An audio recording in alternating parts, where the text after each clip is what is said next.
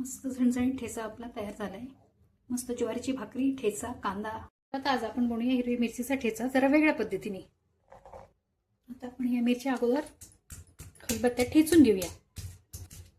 आपल्याला अगोदर या मिरच्या परतायच्या नाहीयेत, कारण बऱ्याचदा आपण ठसका, खोकला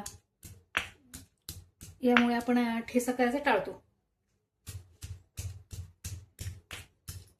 हिरवी मिरची आणि लसूण दोन्ही पण असं थोडं जाडसर कुटून घ्यायचं। त्यात आपण लसूण घालूयात।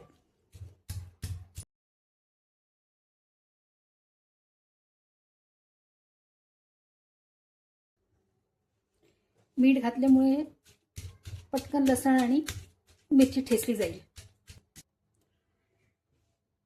चला, तर आपला आता ठेचा चांगला कुटून झालेला आहे।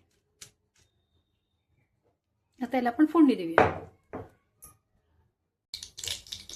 मोहरी तडतडली, आपण कोथिंबीर घालून देऊया।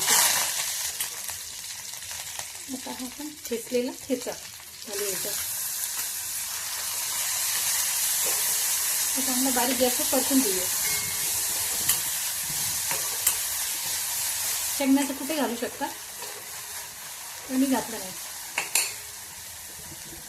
त्यावर थोडं लिंबू पिळून घेऊया। होईपर्यंत परतूया।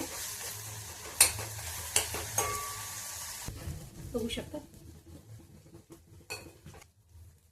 सोप्या पद्धतीने आपला ठेचा तयार झालाय। मस्त झणझणीत ठेचा आपला तयार झालाय। मस्त ज्वारीची भाकरी, ठेचा, कांदा।